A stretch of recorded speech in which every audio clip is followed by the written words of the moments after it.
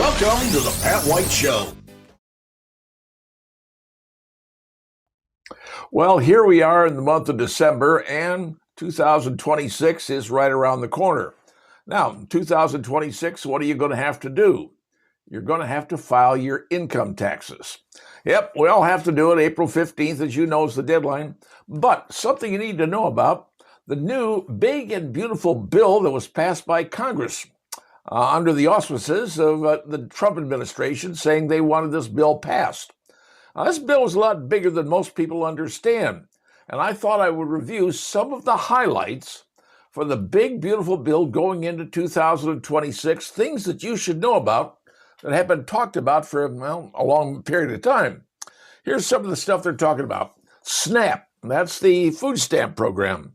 Well, now they're expanding the work requirements. So if you're on SNAP and you're an able-bodied, you're going to have to work a certain amount of hours or find work or whatever. But you're going to have to put some time in to get your benefits. And also, they're cutting back on what you're allowed to purchase with SNAP. Essentials, things that are good for your body, not necessarily, treats. I hate to say the word, but it is what it is. Also, like I said, expanding the work requirements, it used to be the maximum age it could be was 54.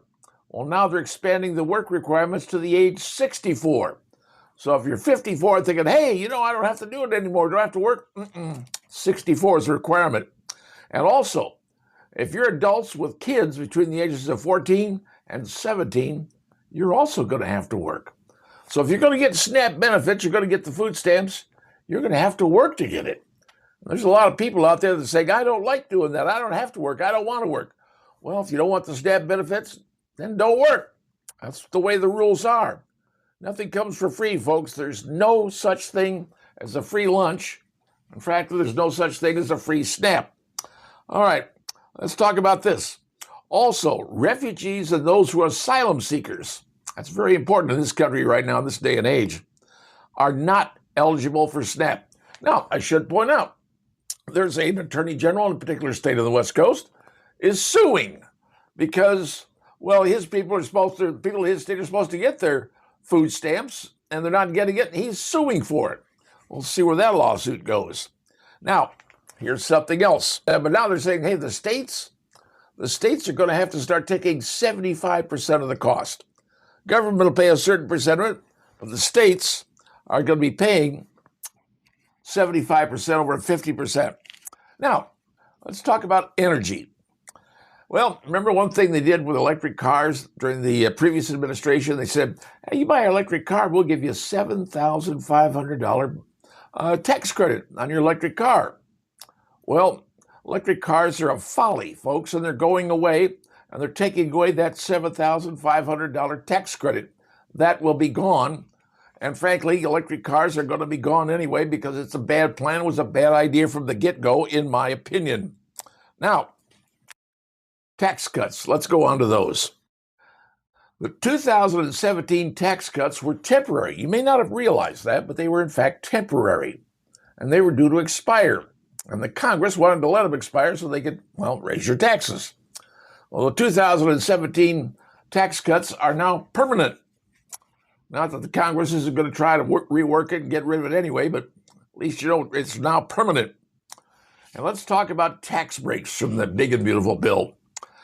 And this involves overtime pay, tip pay, those kind of things. Here's the deal. If you work on tips, you're going to be tax-free for the first $25,000 if your income is under $150,000 a year. So no taxes on tips up to $25,000 if you're under $150,000. Now, overtime, you folks working overtime. No taxes on overtime up to $12,500 worth of overtime. And that's also for people earning under $150,000. So there's where that particular tax break comes in, the president was talking about. There's another thing. It's called SALT. You may have heard about it. If you don't know what SALT means, it means state and local taxes. So if you're a state that charges you, income tax, local taxes, here in Indiana, we have not just state tax, we have local income tax as well. Well, now you're going to get a deduction for that. Deduction for state and local taxes previously was $10,000. Well, now that deduction level has gone up to $40,000 because people living in the higher income states, the East Coast, West Coast, they're paying a lot more tax than you and I do, but we're still paying taxes here in the Hoosier state. And finally, let's get into Medicaid. Medicaid is where the states pay, but the federal government pays a lot of it, but the states pay a certain portion of it. So it used to be that you had to recertify yourself in Medicaid every year. Now you recertify every 6 months. So people want to get Medicaid are going to have to get recertified every 6 months. And they're requiring able-bodied adults to work up to 80 hours per month to get your Medicaid. So if you're able-bodied and you can work, you're going to have to work or seek out work or be in school. That's the other option you have. So if you're getting Medicaid and you want to go to school and learn how to do something, learn a trade, if you're in a trade school, 80 hours a month, 80 hours a month, that's the requirement to get your Medicaid. So those are some of the things happening in the big, beautiful bill that was passed early in the Trump administration. Now you know what's going on for 2026. They estimate the GDP in this country should jump up to about 4% because of the big and beautiful bill. We shall see what happens. But right now, those are the basic things you need to know for filing your taxes coming up in April, because you will file them like everybody else does. But at least you're going to find the taxes may go down. Your refund may go up. And if you do get a refund, you can put a smile on your face. And now, you know. Well, what do you say we give you a little bit of a history lesson? And the history takes us back about 6 months ago. You see, it's back last April, a couple of gentlemen, actually 3 gentlemen, by the name of Tom Kelly, Bill Bean, and Chuck Surratt decided, you know what, we'd like to have a really cool place where people with sports cars could run their vehicles, because there's really nothing in this area where they can do that. So they went about acquiring a piece of land in Hamilton and Brandstrader, which is on the near south side of Fort Wayne, over near the Fort Wayne International Airport on the south side of I-469. They said, we could build this thing right there, be about 3.5 miles long, straightaways, turns, all sorts of things designed to race sports cars on. That was their plan to build this. Well, apparently some folks did not like the idea. Started up a website called stopthetrack.org, got 8,500 signatures, saying, no, we do not want this down there. Now, here's the thing. Why did they put it down there? Well, the biggest reason was it was close to I-69 and I-469. If you got people coming in to race their sports cars, you got to have the right road access to get into it. And interstates, now, like I said, 469 and I-69, probably the smartest things to do. Plus, it was located near Fort Wayne International Airport, where jets take off. F-16s taking off are far louder than any sports car I've ever seen. But for whatever reason, people said, well, we don't want it down there. It's going to affect farmland. It's going to affect rural life. I don't know. But the petition apparently succeeded, because right before they were going up for a hearing to have it rezoned, well, Mr. Kelly, Mr. Bean, and Mr. Surratt pulled the whole plan. Okay, plan was dead. Well, the plan has been revised. That's right. Plan has been revised because now they're going not south, they're going north, up to the old Kruse Auction Center. Now, that used to be one of the coolest places to go during Labor Day weekend, up there to see all the cars, but alas, it's gone. But certain permits for that area still exist. So what Mr. Bean, Kelly, and Surratt have done is acquire that entire property and are going to build that same track that they talked about 6 months ago. They're going to build it up on the Kruse Auction Park that is already zoned for car racing. And the people up in the Auburn area are saying, welcome. Come on in, enjoy yourselves, set it all up. Because this is car country up there. Auburn, Indiana is known for cars. You've got the ACD Museum, one of the most popular places for people to go to see cars. Auburn is a car city. And by having this track up there, they're saying, hey, this is going to be cool. We're going to have people coming up there. What's big about it? because it's on County Road 11A. And that means that's an off-ramp to get off of I-69 to go to the Kruse Auction Park, is what it used to be called. Well, they're going to build this entire track, and I believe it's going to be almost 3.5 miles long, major straightaways, and apparently even going to have a go-kart track to it. Now, it's probably not going to open until around, I'm guessing 2027, maybe 2028, because it's a building job. And it's going to take a lot to build up this facility, because it's going to have all the features of a major Formula One type racetrack. So those cars can race on there. Now, will the straightaway be, designed to be used as a drag strip for people who like, drag racing? Because that's a big thing also. There's people with these hot cars, they want to use that. Now, if the facility also is designed to be able to handle that when needed, when they want to use it for that, that's going to be a big plus to get cars off of Fort Wayne streets. Because I don't know about you, but there's a lot of problems going on in Fort Wayne streets. The Fort Wayne Police Department will tell you. You get these young folks with their cars, they take over intersections or parking lots, sitting around doing donuts and everything else because they got their hot cars they want to run. Well, if we've got a hot car place for them to run their cars up in Auburn, actually between Fort Wayne and Auburn, in the Kruse Auction Park, that's a great idea. So my congratulations to Mr. Kelly, Mr. Bean, and Mr. Surratt for acquiring the property, the Kruse Park, which is unfortunately has died away, and going to revitalize it and turn it into a nationally recognized race car track where people from around the United States can bring their vehicles and try them out and test them out and enjoy driving cars like they drive. Nothing wrong with that, folks. And if you've got a safe place to do it, I think this is probably one of the best ideas I've seen in a long time. My hat's off to those folks. And maybe, just maybe, we could get some of the cars off of the Fort Wayne roads who think, they're running the Indy 500 on Fort Wayne streets, and they're not. Just my opinion on this, and now you know. Well, recently the wife and I were invited up to a Thanksgiving celebration at my son-in-law's place, and up there right on the Indiana-Michigan borderline in Lake George. Well, driving up 69, the closer you get to the state line of Michigan, the more you start seeing these billboards that are touting marijuana and stores that sell marijuana. As a matter of fact, it was just amazing to me. You get around the Angola area, and there's all these billboards, buy marijuana here, buy marijuana there, whatever, because the state of Michigan allows marijuana sales. Now, when did that happen? Well, some years ago, I think it was 2018, when the Michigan Regulation Taxation of Marijuana Act, it was called, or MRTMA. That's what they call it. So they were put a big tax on marijuana, and it was like a retail tax that people had to pay for it. So you buy 10% retail plus state sales tax. Well, the tax on the marijuana apparently up in Michigan is somewhere around 16%. And that was, apparently okay for people going up there and buying marijuana if that's what they want to do. However, the state of Michigan apparently has a problem with their roads.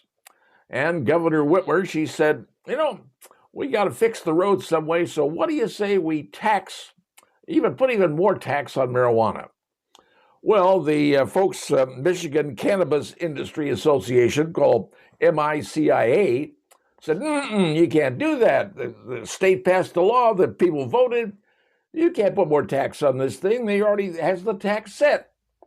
Well, so they went to court and appealed and says, you can't put another tax on that. Well, the judge recently came down and said, yeah, they can. So what they're going to be doing is it's not a retail tax. Now, listen to this. Here's where it gets tricky. It's not a retail tax that, say, they'd add on to the sales tax. It isn't that. This is a wholesale tax.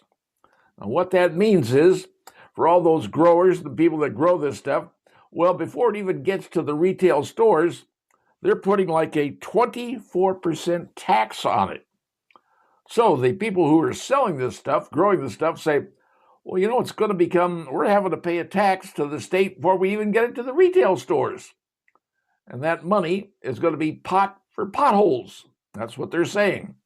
Pot for potholes is the verbiage they're using. So What's that mean for the consumer up in Michigan or anybody else who goes up there to buy this stuff? Well, they're going to have to raise the wholesale price of it because the price has gone up roughly 24% with the tax. So if it costs, say it costs $10, you're going to add another 24. It's going to cost about $12.50, whatever it is, for the wholesale. Well, what that means is the retail price is going to increase. So if the retail price was selling for whatever amount it was, they're going to add the sales tax onto that new retail price and the excise tax onto the new retail price, which means the sales tax on the front end is going to them even more money. So the basic tax, the wholesale tax they put on 24%, raises the retail price, and the taxes they get from the retail price is going to give them even more money. So what they've done is they've scored more money on excise tax, more money on sales tax, and added the retail tax in all to people who want to buy marijuana. Now, if you're a fan of marijuana and that's what you do, fine. You may not like the price, but it is legal rather in Michigan. And if that's what you want to do. Now, some of the people who buy this stuff are saying, well, we're going on to the black market. All right, I suppose you can do that. But will that guarantee you what you're getting? I don't know. It's not a game I play. But if people decide they want to go to the black market to find it, I wonder how big a black market could exist in a state that sells it legally. That's an interesting point. Unless the black market people say, yeah, that new tax they put on it, yeah, we're going to go back in and start selling our wares. Don't know how this is all going to work out, folks, but if you're one of those Indiana people or Ohio people or whatever people that likes to go up to Michigan to buy your tie stick or what it is they sell up there, price is going to go up effective next year. So you want to stock up early, get a few, bales or whatever they put it in. You can buy it now before the 2026, because come 2026, there's a new 24% wholesale tax that the courts in Michigan say is entirely legal. And maybe, just maybe, the retail, the amount of people buying the stuff will drop down. The officials up there say it's going to drop it down about 14%. Do I really believe that? Well, people love this stuff. I don't think it will. Or will those 14% who decide not to buy from legal places find illegal places to get it? Only time will tell. But now you know what's going on. And that, folks, is life in the state of Michigan, where pot fills potholes.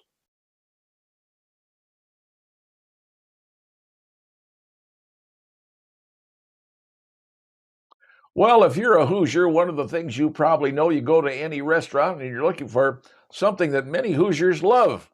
It's the pork tenderloin sandwich. And let's be honest, we have some pretty good pork tenderloin sandwiches here in the Hoosier state.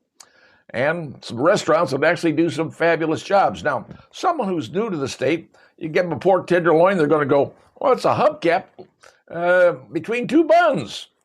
Well, yes, it is. But a good pork tenderloin sandwich, there is nothing better. But something I was not aware of.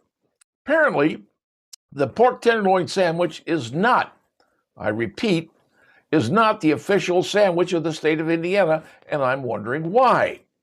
Because, well, everybody knows Indiana, a pork tenderloin sandwich, that is Indiana. That is who we are. Well, it turns out that back in 2023, Andy Zay, state senator from Huntington, well, he introduced Senate Bill number 322 to have the pork tenderloin made into the Indiana's, state sandwich. It's a good idea. Well, it was given to the Committee on Commerce and Technology. And I'm thinking to myself, commerce, okay, yeah, people coming in, buying things. Commerce and technology? Technology, what? Involving a tenderloin sandwich? So my question was, why was it assigned to that committee? I don't know. It never made it out of committee because, frankly, it was a dumb idea putting in that committee in the first place, in my humble opinion. Well, guess what?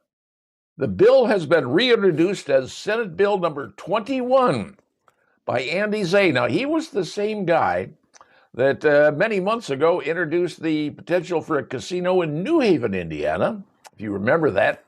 Remember when New Haven was trying to get the Rising Sun Casino from down south into their community? Well, he was the only one who supported the bill in the state of Indiana by introducing it. Well, Andy Zay apparently is stepping down to take another particular job, but one of the later things he's done recently was introduce Senate Bill number 21. And Senate Bill number 21 is to officially crown the pork tenderloin as the state sandwich for the state of Indiana. Now, I don't know what committee it's going to be assigned to. I certainly hope it's not the Commerce and Technology, because it doesn't sound the right idea. It's got to be some sort of food-oriented committee. I don't know what it is, but I hope they assign it to it, so it can be given a proper hearing and get people to come down and testify about the qualities of a pork tenderloin sandwich here in the state. And we have some great pork tenderloin sandwiches here. So, will the bill pass? Will it go through the Senate? Will it end up going through the House? And if it does go through the House and the Senate, will the governor actually sign it? I would think he would. And maybe he could sign it while he's eating a pork tenderloin. Probably wouldn't be a bad plan and will look pretty good on television. So there's my thought, folks. State Senator Andy Zay has now introduced Senate Bill number 21 to officially, that's what I said, officially make Indiana, well, the pork tenderloin, Indiana's favorite #1 state sandwich. I was just surprised that it wasn't in the first place. After all, Indiana really needs a state sandwich. And what sandwich is better than a pork tenderloin? Now you know.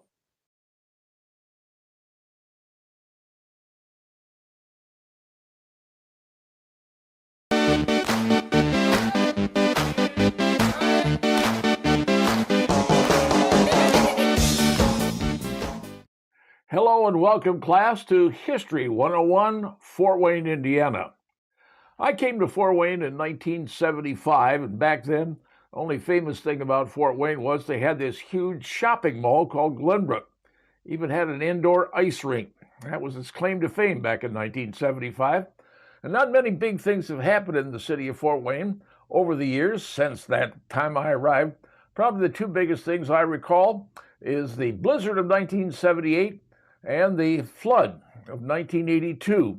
Those are probably the two biggest events I remember in Fort Wayne, but right now we're going to discuss the blizzard of 1978, because if you weren't here, you missed something really, really incredible. Let me tell you my particular story as to how it occurred around me. I was out busy working on it. It was a late January, I think it was around January 25th of 1978. I was in sales at that time. And that meant you're driving all around the city, talking to people and working on orders and, doing what you could to market your products. And that's what I did. And I was listening on the radio. The radio I listened to back in those days was WOWO. They had this weatherman on there. His name was Earl Finkel, if I recall. And I remember he was talking about a potential storm that was coming, and it was coming up from the southwest, but there was something in the west. And anyway, it was typical Earl Finkel stuff, and you didn't pay much attention to it because, it's Indiana. It's winter. That's what happens. Storms. Well, that was a Wednesday night, if I recall correctly. So I decided that, I was going to go out Wednesday night for something to do, and there was a club in Fort Wayne on North Wells Street, just before it gets into Lima Road. It's called the Bombay Eagle. And it was a disco and a restaurant, kind of a high-end place, if you remember, for those of you who were around here. The Bombay Eagle, that was the place to go. That was back then. Disco was the biggest thing going on. And if you were into disco, you went to the Bombay Eagle. So I decided to get myself gussied up and went to the Bombay Eagle. And I was inside there just, looking to have a good time. And around 10 o'clock, I decided to mosey out to the front lobby, and there was a glass doors there. You come in, you go to one side was the disco, the other side was the restaurant. So I happened to look out the front door, and it was snowing. It was snowing pretty good. And I mean, it was snowing a lot. And I said to myself, that snow's looking pretty bad. So I said, well, I'm going to end my evening at the Bombay Eagle. I'm going to put on my coat, and I'm going to head back to my apartment, because back in those days, I lived at a place called Canterbury Green Apartments. And that was the apartment complex to live in back in those days. I mean, if you lived in Fort Wayne, if you didn't live in Canterbury, you didn't live anywhere. And that's where I lived. So I got in my car and drove very carefully and slowly because the snow was starting to accumulate over to my apartment in Canterbury. I lived on a road called Trumper, Trumper, Trumper Way. It's kind of a cul-de-sac the way it worked out. And my building faced the back of the building faced to the west. I would overlook part of the golf course, the ninth green, the second green, and first and second. There was a stream right down the center of Canterbury, and I could look straight down that stream. That was the look out my back porch. I was living on the third floor at that time. And anyway, so there I was when my apartment got there finally, maybe about close to 11 o'clock. So I had to go to bed. Woke up about 2 o'clock in the morning, and the wind was howling. And I mean, it was howling. I grabbed a flashlight and decided to look outside and see what it was looking like outside. When I flashed the flashlight, it's a wall of white. The windows on my side of the building, the back of my apartment, if you will, were simply covered with snow. I mean, it was packed with snow. You couldn't shine the light through anything. You couldn't see anything. So I said, what the heck? I'm going to go out into the living room where I had a sliding glass door and take a look out there and see what I could see. And I did.